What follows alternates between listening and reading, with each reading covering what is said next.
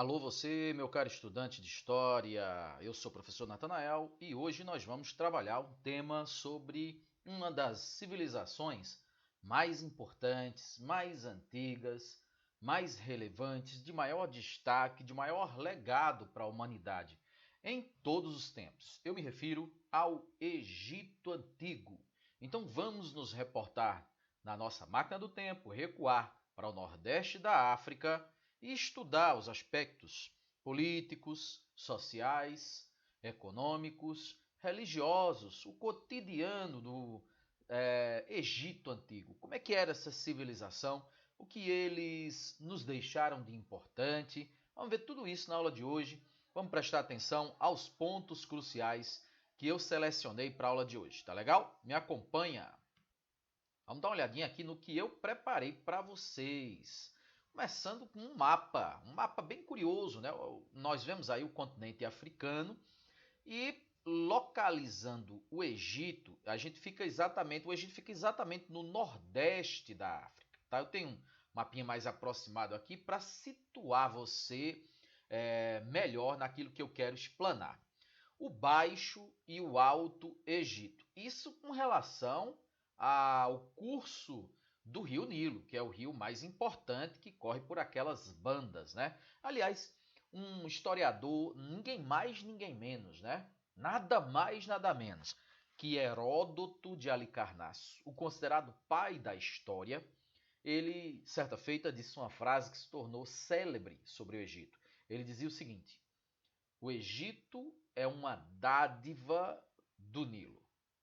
O que ele quis dizer? O que Heródoto quis expressar ao falar que o Egito era uma dádiva do Nilo? Primeiro é preciso explicar, nem todo mundo sabe, né? E por isso eu estou aqui exatamente para tentar dirimir essas dúvidas. Primeiro é preciso explicar o significado da palavra dádiva. Dádiva é um presente. Em outras palavras, o Heródoto falou que o Egito era um presente do Nilo. Significa dizer que ele estava querendo afirmar que o Egito só foi o que foi, não é? Só conseguiu o que conseguiu, só realizou o que realizou como civilização poderosa em todos os seus feitos em função do Nilo. A riqueza que o Nilo trazia, riqueza natural, né? Abundante. De fato, há que se exaltar, há que se ressaltar esse ponto crucial do Egito Antigo, que é a existência do rio Nilo, um rio que perene, né, que era tão importante para a navegação, o escoamento dos produtos, mas também para a irrigação, para o consumo humano, animal, para a agricultura e tudo mais que você imaginar. Mas a questão é que o ser humano ele é produto do meio. Então, não podemos diminuir a capacidade do ser humano de se adaptar e de criar condições, moldando a natureza, muitas vezes, ao seu próprio benefício. Não é? Então, se o Egito existiria ou não sem o Nilo, não sabemos. Mas a capacidade do homem de se inventar, reinventar e transformar o meio em benefício próprio é muito grande. Né? Isso não pode ser também negligenciado. Nesse mapa a gente observa o Baixo Egito como sendo a parte em que o rio já descamba, né, para desaguar o delta do Nilo, desaguando no mar Mediterrâneo, e o Baixo Egito nas porções mais altas, onde aí a gente pode destacar as regiões de Abu Simbel, onde se localizava e se localiza até hoje ruínas de templos suntuosos. Ao longo do Nilo a gente vai destacar alguns pontos também. Por exemplo, Karnak, Tebas, que serviu de capital. Você pode visualizar também o Vale dos Reis, uma verdadeira necrópole, onde as múmias de altos signatários do reinado eram solenemente, né, sepultadas. Aquetaton foi uma cidade construída por um faraó famoso chamado Amenófis IV, que depois mudou seu próprio nome para Akhenaton, o preferido de Aton, o deus Sol. E também o platô de Gizé, onde se localizam as três grandes pirâmides de Quéops, Quéfren e Miquerinos, bem como também a cidade de Mênfis, outrora também capital do Egito. Nesse globo, nessa representação do globo que eu tenho aqui nessa imagem, é possível também se localizar a região do Egito nesse pontinho vermelho que você consegue aí visualizar nesta lâmina. Vamos lá, vamos dar uma olhadinha aqui. Eu esqueci de dizer algo importante que não pode passar batido, mas eu falo já já. É sobre agricultura, é sobre o Nilo, é sobre mais a parte também climática e geográfica dessa região. Bom, os historiadores dividem, né, os momentos, as etapas aí da trajetória dos egípcios, dessa grande civilização, nessas 4 fases. O período pré-dinástico, antes do Menes, antes do primeiro faraó, antes da unificação dos nomos, daqui a pouco vocês vão saber o que é isso. O Antigo Império, o Médio e o Novo Império. Podemos dizer que o apogeu acontece aí no Médio Império, mais ou menos isso, tá? O auge. O período pré-dinástico era o período em que existiam apenas aldeias ao longo do Nilo, os chamados nomos, até que ali por volta de 3.200 a.C., o Menes se torna o primeiro faraó porque ele unifica os nomos, tanto os do Alto quanto os do Baixo Egito, fundando praticamente, né, a nação egípcia. E a partir dali as diversas dinastias. Dinastia, para quem não sabe, é uma família que reina, que ocupa o poder. E a partir dali as diversas dinastias se sucederam. Bom, quanto à economia, aí a gente entra no ponto que eu ia dizer agora há pouco. O rio Nilo, tem umas gravuras aqui que não estão aparecendo, mas enfim, o rio Nilo ele é um rio perene, mas que obviamente no sul da África, com as chuvas, né, que são mais abundantes, o rio ganha volume. O rio, na época das cheias, ele ultrapassa o seu leito comum normal, ganhando dimensões mais amplas, não é? De modo que quando ele retorna para o seu curso tradicional, deixa sobre as margens, né, uma camada fertilizante natural que os egípcios chamavam de humus, composto basicamente por matéria orgânica em decomposição. Isso fazia com que as margens do Nilo se tornassem locais altamente propícios para o cultivo, principalmente trigo, como você vê aqui na lâmina, né? Cevada, centeio, dentre outras hortaliças, outros grãos, outros cereais. Tudo em função das cheias do Nilo. Aqui passou a gravura que eu ia mostrar, mas essa é essencial, porque a gente vê o trabalho de irrigação, de construção de canais, de arado com bois, de pastoreio. É por isso que a civilização egípcia também está naquele rol das chamadas civilizações hídricas ou civilizações hidráulicas, muito dependentes da existência dos grandes rios da região, no nordeste da África, em específico do rio Nilo. Bom, o artesanato era um ponto também bastante peculiar, importante, né? Fabricavam tecidos, o linho egípcio era famoso e é até os dias de hoje. As embarcações, né?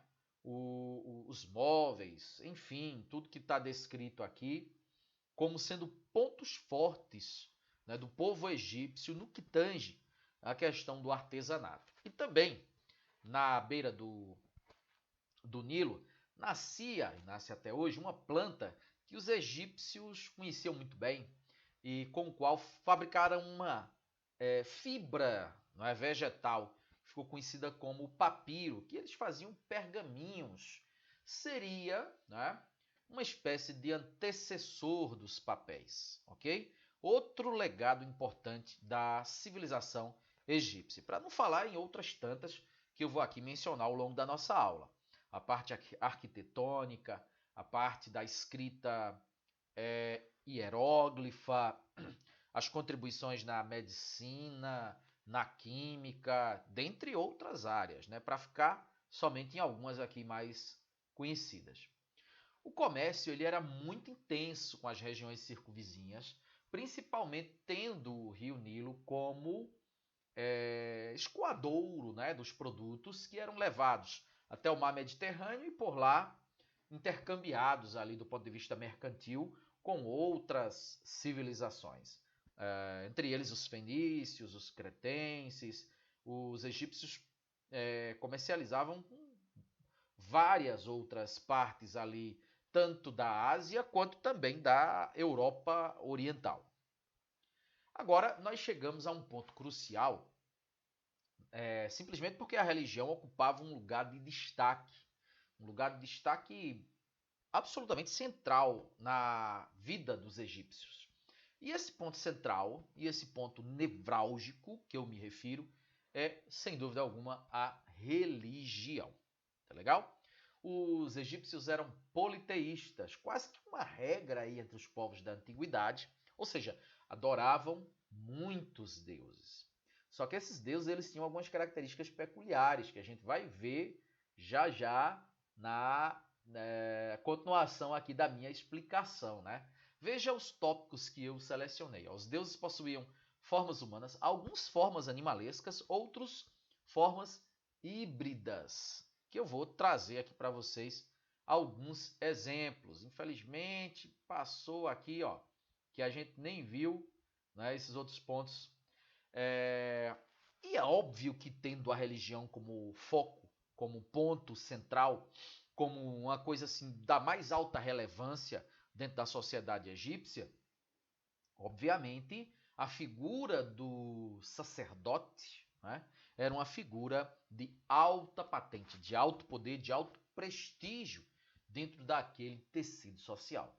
O sacerdote era ninguém mais, ninguém menos que aquele que fazia a ponte, né, e servia de elo entre os homens e os deuses e as deidades. É importante dizer que o próprio faraó, ou seja, o imperador, eles davam o título de faraó, né? Era como se fosse o rei, enfim. Ele era tido como um deus encarnado. Isso é muito importante. Por que é relevante? Porque desobedecer ao faraó era desobedecer a Deus. Claro que o peso da palavra, da decisão do faraó ganha uma dimensão totalmente diferente, muito mais pesada, né? Muito mais séria quando se trata de uma divindade e não apenas de um monarca. E agora eu destaco as principais deidades, aqui a Monra, o senhor dos templos de Luxor e Karnak. Sob o nome de Amon-Ra, ele é o sol que dá vida ao país. O sol era representação de algumas deidades, não apenas do Amon-Ra, do Atom também, né? Representado por um disco solar. Osíris, das mais importantes deidades egípcias, o juiz dos mortos. Ele foi morto por Horus e a esposa e irmã Ísis junta os pedaços do Osíris, que foi decapitado, foi decepado, foi esquartejado, e ao ter suas partes novamente reunidas, Osíris ascende aos céus e ressuscita para ser exatamente o juiz dos mortos. Falam que no julgamento de Osíris, ele costumava colocar em uma balança o coração do indivíduo em um prato, e no outro prato da balança uma pena, a pena simbolizando a ausência de pecado, de maldade, de malícia, a leveza do ser, a pureza do ser.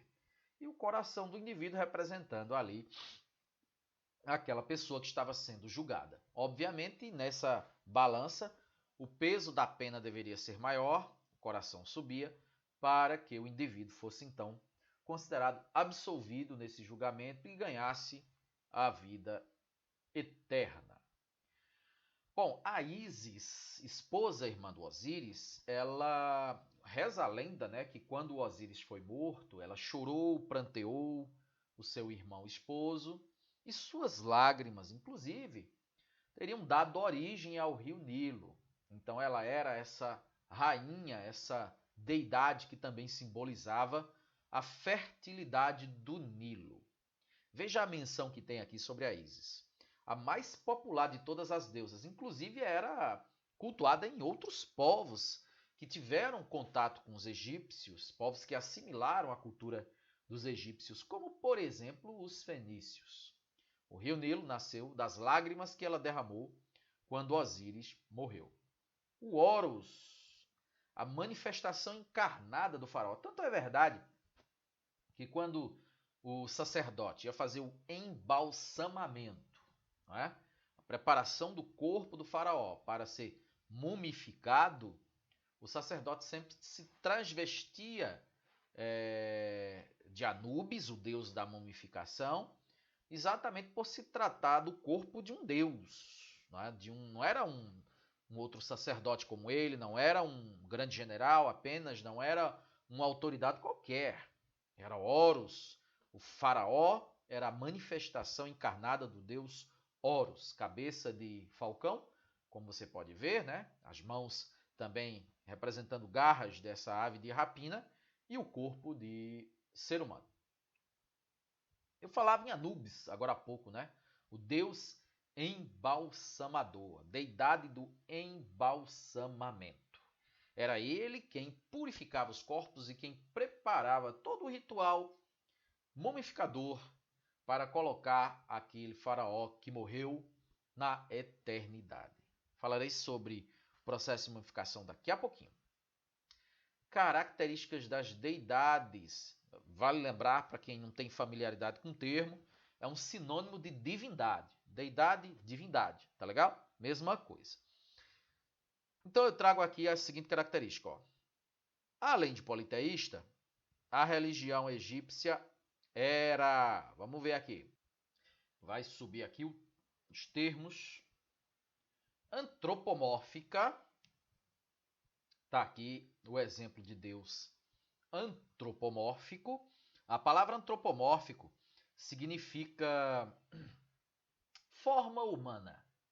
Antropos é ser humano, é homem, né, humano em grego. Mórfico vem de forma, tá? Diz respeito à aparência física, digamos assim. Zoomórfica, a gente sabe, né? Zoo, animal. Então, forma animalesca. Nesse caso, a gente vê aqui o chacal.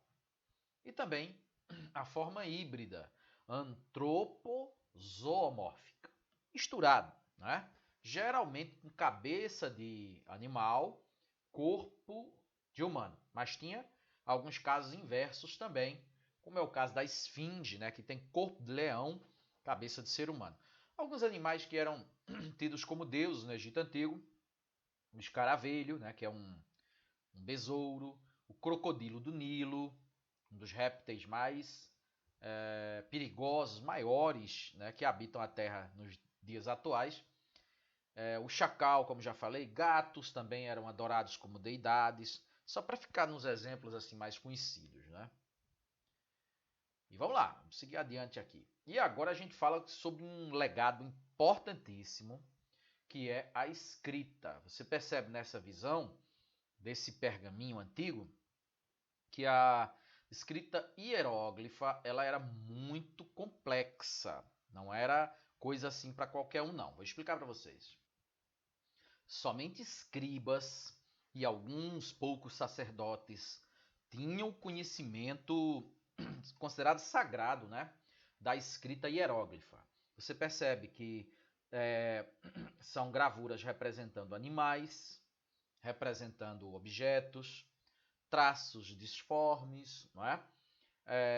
Algumas figuras geométricas e, obviamente, a junção desses caracteres, né, em determinada sequência é o que formava as sílabas, as palavras e, consequentemente, os textos. Nem mesmo o faraó sabia ler, sabia decodificar isso, porque afinal ele tinha serviçais para fazer isso para ele. Não é? Simplesmente não havia necessidade dele ter esse conhecimento. Durante anos, séculos inclusive, a escrita hieróglifa ficou perdida quanto ao seu significado. Até que, a partir de 1799, veja que coisa interessante, os franceses, né, na pessoa do então general Napoleão Bonaparte, eles invadiram a Inglaterra, a França estava em guerra com a Inglaterra, e o Egito era uma possessão inglesa, não é? Então Napoleão invade o Egito e leva consigo uma gama de estudiosos, cientistas, não é? Sabia-se que o Egito era uma terra de muitas relíquias da outrora grandiosa civilização egípcia, então ele leva alguns estudiosos e o Champollion, Jean-François Champollion, levou para o Egito, aliás, desculpe, levou para a França de volta essa pedra, a chamada Pedra da Roseta, encontrada em um vilarejo e que trazia praticamente a chave para a decodificação dos hieróglifos, da decifração dos significados dos hieróglifos, que havia se perdido há muitos séculos, porque essa pedra tinha o mesmo texto escrito em grego, para os estrangeiros daquela época tomarem conhecimento, era uma lei real, inclusive. O grego era como se fosse o inglês de hoje, né, para ficar numa comparação assim que a gente possa entender, uma espécie de idioma universal, enfim. Também estava escrito o mesmo edito real, além do grego, no hieróglifo e no demótico, que era uma forma de escrita mais popular no Egito. E aí, comparando o grego com os caracteres hieróglifos, o Champollion, ao longo de 2 décadas, conseguiu minuciosamente decifrar os hieróglifos e saber, enfim, o significado dos pergaminhos antigos que foram achados, das inscrições nos templos e assim por diante. Um feito da arqueologia e da história. Agora, é importante mencionar que a partir daí o Egito foi invadido por arqueólogos, por cientistas e também por curiosos. Burgueses da Europa iam fazer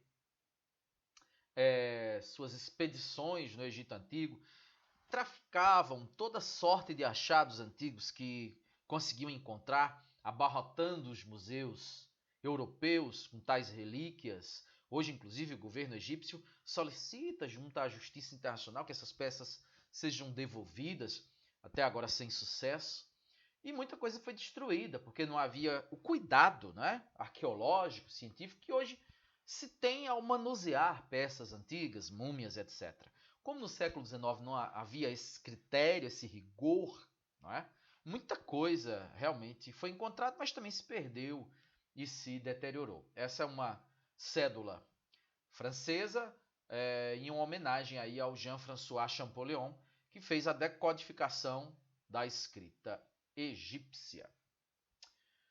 Bom, exatamente por serem promoverem esse processo de mumificação, os egípcios tinham um amplo conhecimento do corpo humano, do funcionamento dos órgãos internos, de muitas doenças. O Heródoto, o pai da história, aquele que disse, eu falei no início da minha aula, ele disse, o Egito é uma dádiva do Nilo. O Heródoto visitou o Egito no século V a.C., e o Egito já em decadência, né? O Egito já não estava mais no auge, enfim, mas ainda assim guardava muito de sua grandeza. E ele chamou os egípcios de os homens mais saudáveis do mundo. Os egípcios faziam cirurgias no cérebro, tinham tratamentos, prescrições médicas para diferentes enfermidades, diferentes doenças, não é? Exatamente pelo grau de conhecimento do corpo e do funcionamento dos órgãos internos que eles tinham em função da prática do processo de mumificação. E aqui a gente tem alguns detalhes, né, algumas menções importantes sobre esse processo de mumificação. Primeiro que era algo complexo. E aí você pode me perguntar, professor, qualquer egípcio era mumificado? Sim e não. Sim, porque se ele pudesse pagar, era algo custoso, não era feito de graça, né? Então, a rigor, sim, porque se pudesse pagar, seria embalsamado. E não porque nem todo mundo podia pagar. Dessa forma, ficava praticamente assim algo bastante elitizado, não é? É óbvio que o embalsamamento de um faraó e o embalsamamento de um comerciante que pagou por isso não era a mesma coisa, não é? O grau de complexidade, os dias, o processo todo para um faraó durava uns 2 meses, né? O corpo era desidratado, inclusive com a substância salobra encontrada ali no mar Mediterrâneo, natrão. O corpo era retirado as vísceras, não é? Colocado em potes. O corpo recebia unguento, recebia ervas aromáticas, recebia resina vegetal, depois era todo enrolado em faixas do mais puro linho, tinha todo um processo.